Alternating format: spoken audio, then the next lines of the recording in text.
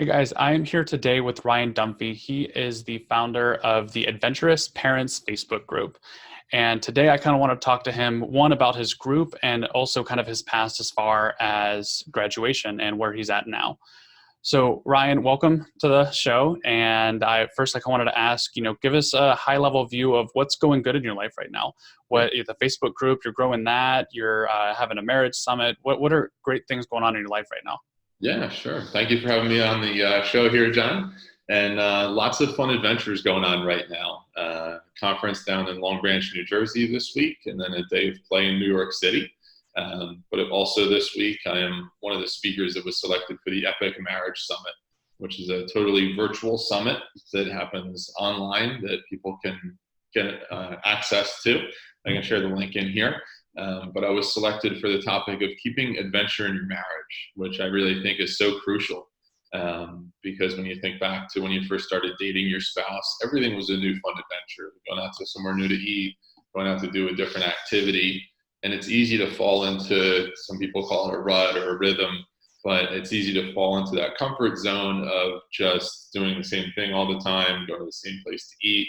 And life can become a little monotonous, a little boring. Some people thrive on that structure. Other people want to push themselves out of their comfort zones.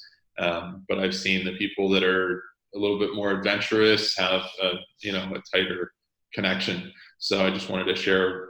It was about a 40-minute presentation on how to spice in adventure of going to different places, seeing different people, getting dressed up in a suit and tie to go out for ice cream, and just being fun and silly together, because it's really important to keep us as a priority, especially if you have kiddos around. It's easy to put yourself on the back burner, but you have to take care of yourself and be a good spouse, be a good worker, be a good parent. So that was a lot of fun. So that summit is launching this week. And what I'm really excited about is the Adventurous Parents community. So I'm building a huge group on Facebook of like-minded parents, and I'm supporting them with stress reduction and time management to have more fun family experiences together and go on those adventures. Because at the end of the day, I don't remember exactly the Nerf gun that I had, but I can remember going to Yellowstone, with my family, or going down to Myrtle Beach, or going mini golfing and having these experiences. And it's so important, especially now with all the screens and everything, to be spending intentional time together.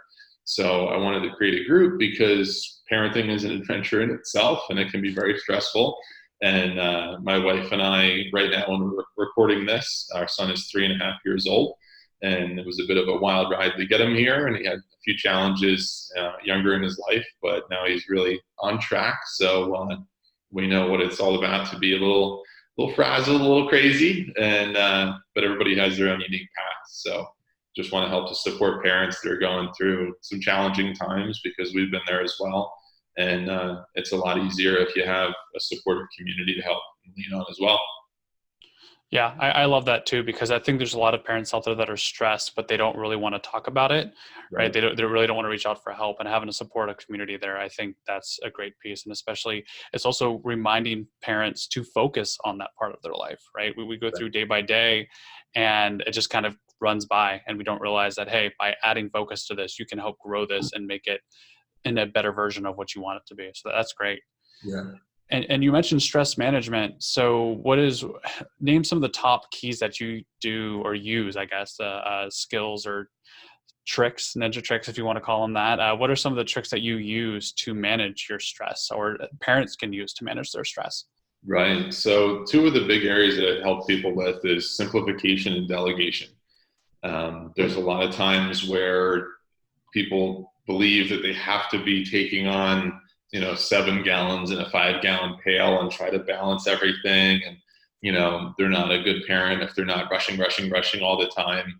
But there's a big difference between being busy and being productive. Mm-hmm. And a lot of times the answer is not another thing and another thing and another thing. Oftentimes the answer is less. And in this hyper connected world that we're in, and the visual comparison of, say, Instagram, it's easy to fall in that comparison trap of like, well, I need this house and I need this car, I need to do this and that. And there's this more, but there's never a line of like, when is it enough?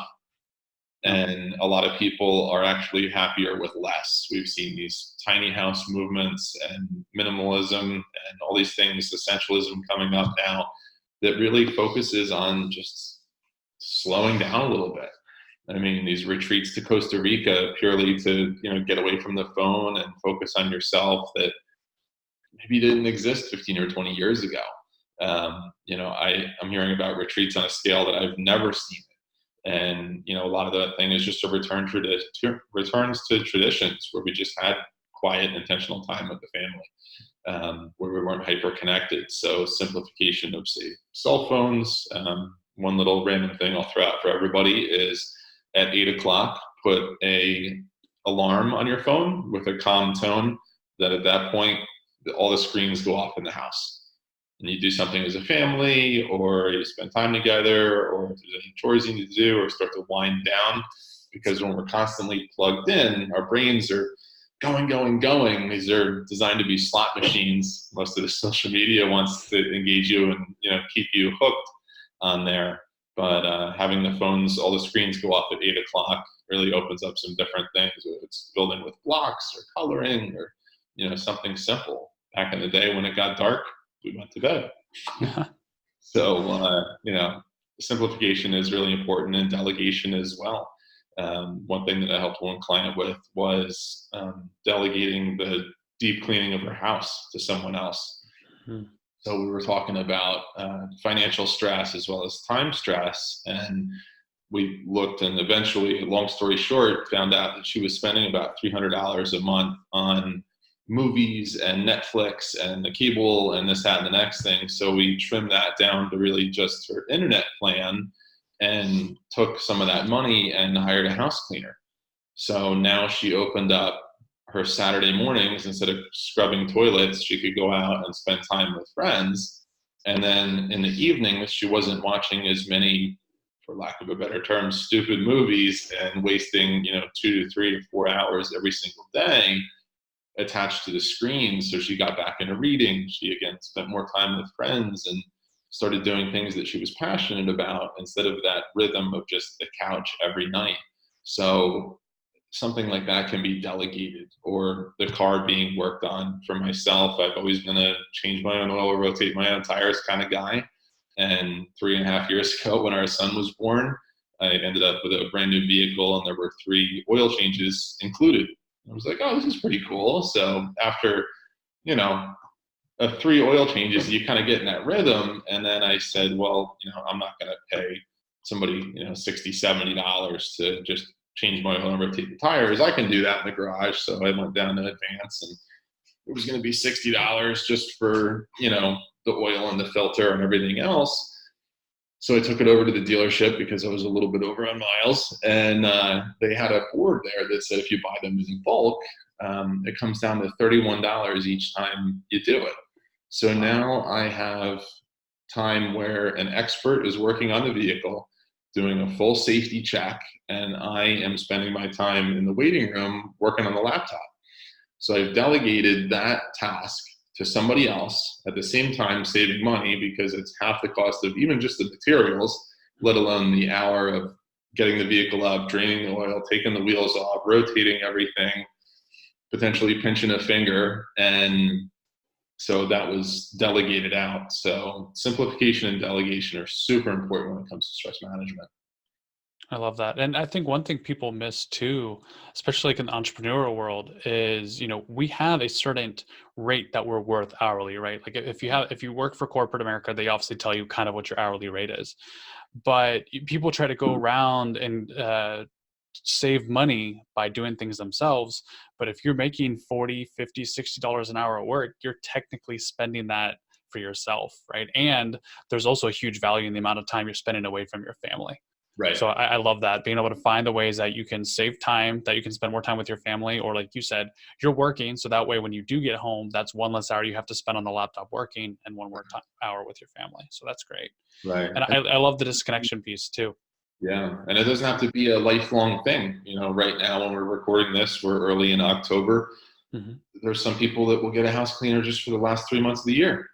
These last 3 months can be the craziest time. There's some people that are maybe on a health and wellness journey. you can hire a personal trainer for a few months. It doesn't have to be, this is my trainer for the next 10 years. Use those resources to get yourself on track, or delegate some time in those crazy times like right now. Yeah. Going into the holidays, it's a very crazy time. So Yeah. that's good. So let's shift a little bit over to education, right? So obviously, I talk a lot about education. We were talking earlier. So what type of school did you go to? What degree did you get? And are you using that degree today? Kind of tell me that journey as far as education after high school. Sure. So during high school, I was kind of on a random search of kind of what I wanted to do. So as we're recording this, I just turned 33 last Friday. So I graduated from high school in 2005. And then I went from 2005 until 2009 at Rowan down in South Jersey, formerly Glassboro State. And I didn't really know what I wanted to do. I worked in construction. I worked at Blockbuster. I had some random jobs here and there, but I didn't really have a clear direction. Um, I love the outdoors. I'm big into hiking and kayaking and just spending time in nature. And I used to make trails for my quads and stuff like that. So I looked into potentially forestry, or every kid's dream is to be a marine biologist. Um, there's not a huge demand for marine biologists in this part of New Jersey and Pennsylvania. We're pretty far from the shore at this point. And so I looked into forestry, and then realized very quickly that that would be an amazing job when I'm retired. Not really something that I could support a family on, based on the area of the country that we're in. So my mom at that point was the office manager of a doctor's office, and she said the whole health promotion field is just really exploding right now. So she encouraged me to look into their exercise science program. And then there were three avenues I could have gone down: was athletic training, health promotion and fitness management, or teacher certification. So I went down health promotion and fitness management. So that got me ready to work kind of anywhere in the health field. I ended up running some fitness centers after I graduated with that. And then I realized within a few years, I wanted to learn more and hone my skills. So I went back for my master's degree in wellness and lifestyle management. And that was all delivered online. My first 4 years at school were amazing, and believe it or not, I was very quiet in elementary, middle, and high school. Now I don't close my mouth, Huh? and it really helped to break me out of my shell. So I lived 100 miles away from where my parents' house was. So it was a perfect distance, and about an hour and 45 minutes where if I needed to come home for the weekend, or if there was an emergency, I could come home for the day. But it was just far enough away where I wasn't coming home all the time. So I was averaging every 5 or 6 weeks, I would come home for the weekend, and obviously for winter break and then summer break. But that was really helpful for me because I was placed with a lot of other students that lived about that far away as well. So we spent the whole weekend together, which was wonderful. And I had a public speaking class that helped me to break out of my comfort zone and really come out of my shell. A little misadventure turned into a positive was actually that's public speaking class. 20 of us that were all friends freshman year registered for the same course sophomore year. So we figured, oh, it's going to be so much easier speaking in front of your friends. And no. Because if you stumble over your words, or you freeze, or you say something silly, your friends are right there to never forget it and never let you forget it. But it was wonderful because we really had to hone our skills even better. We got to tell some fun stories. The professor said that was the first time she ever saw 20 people that all knew each other take class together. So it was a really wonderful experience. So being down at Rowan was hugely helpful for my life. I got to meet some amazing people, have some great life experiences. And then I moved home. I worked in corporate fitness for a year, and then got into medically based wellness. So a wellness center owned by a hospital in New Jersey. That was an amazing experience as well. I met my wife there, so that was cool. And they helped me to fund my master's program, again, wellness and lifestyle management. And my first course was wellness coaching for lasting lifestyle change, Mike Larlowski's book. And I absolutely fell in love with it. And I said, what an amazing approach to everything. Instead of just being the expert, be more of the person in the passenger seat, providing guidance, providing support and accountability. Because at the end of the day, John's in the driver's seat of John's life. I can be an influence, I can be a help, but if I try to reach over and steer your wheel, that might work for a couple seconds, but long term, it's not sustainable. So I just absolutely fell in love with the world of coaching and went on to get more certifications in that. But overall, the education was a great experience. Everybody has their own unique path, but I was grateful for the online program because I was able to do that while still working full time. And once they got that program to be a rolling cohort that it was going to be going and going and going, I actually did every other class because I couldn't afford to just go straight through without going into debt. And I really wanted to avoid that at all costs. So I did a 1.5-year program over the course of 3 years. That's amazing. I mean, there's so many great pieces there. I mean, the transformation that you had by, moving 100 miles away from the family, Right. you met that great group of people that pushed you outside of your comfort zone, which I think is huge, right? Working with students, like the more you push yourself outside of your comfort zone, the more you're going to grow. Right. So, and that's difficult, right? Especially if your comfort zone is very small, it's very difficult to start stretching that. So you're able to do that. You found something you were passionate about. Right? You said you're going to start off on one thing and then you realized that, the medical field fitness area was a little bit more of what you wanted to go into. You didn't want to go into debt. So you balance, being able to go online, and now here you are coaching, building on top of that passion and helping people, making an impact on people. Right. And it all started with college, just like a lot of people do, but you, like you said, you paved your own path, and you can tell just by listening to the excitement in your voice that you're very excited about this, right? And we talk all the time about how too many people just dislike their job and they don't like the lifestyle that they have.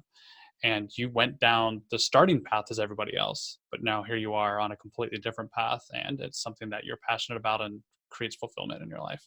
Yeah, definitely. And it really is, I forget exactly where I heard this, but I use it all the time of you choose your discomfort, growth, or stagnation. Mm-hmm. When you really think about it, that is true. You either choose to stay exactly where you are in your comfort zone, even if it is uncomfortable, or you have to push yourself a little bit out of your comfort zone, but that's where you grow. Yeah.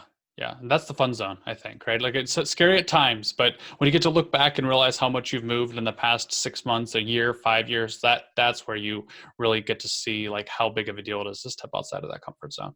Right, right. And it is a lot, we've talked a lot about hiking since we got to know each other. And that's a big word in my life is adventure. So every time I go out for a hike, yeah, it might rain, it might be hot, it might be cold, but I know I'm going to have a good experience out there. Yeah. We live in an area of the country where we don't have to worry about grizzly bears or alligators or anything like that. But, there's still some critters out there that can cause some damage, rattlesnakes, but you have to go into life and anything prepared and being willing to push yourself out of your comfort zone. Yeah, I love that. So, where can we find you at, Ryan? Like, you said you've got the Marriage Summit coming on, so we'll put that link down. You've got the Adventurous Parents group, which we'll put that link down. But what's the best way to connect with you, and what's the best way to just help you out? Yeah, sure. So the Adventurous Parents group is for anybody that's a parent who's also adventurous. It's a really fun group. You can find that by just typing it in, or I'll share the link right on here as well. I also have a stress reduction and time management page on Facebook. So that's where I showcase some of the things I'm doing as a speaker and a coach, and just kind of giving a lot of different value in a lot of different areas. And I'm getting better with Instagram. I'm not quite there yet, but that is an area for 2020 I want to focus on because I do take a lot of fun pictures. So if you don't mind some nature pictures, some Jeeps, and some Star Wars references in your news feed, you can connect with me on there as well. I love that, Ryan. Well, thank you so much. Like I learned a lot on the parent side. It was great to hear your transformation of education to where you are now. And I can't wait to see where the group is in a couple months. I mean, I know it's growing quickly and you're providing value in there every day. So I definitely suggest anybody that wants to add a little bit of spice to their parenting skills or their marriage skills, go and check that group out. Yeah, wonderful. Well, thank you for having me on, John. I appreciate it. Yeah, everybody, thank you guys for watching this. We'll have more content coming out soon, but check Ryan out or the Epic Marriage, or it was the Adventurous Marriage Summit, right? Epic Marriage Summit. Yeah, Epic. Yeah. By someone else. I'm one of the speakers. The Adventurous speakers. Parents Community is my Facebook group. Okay, awesome, guys. Well, we will see you guys soon, and thanks for watching. Bye. Bye-bye.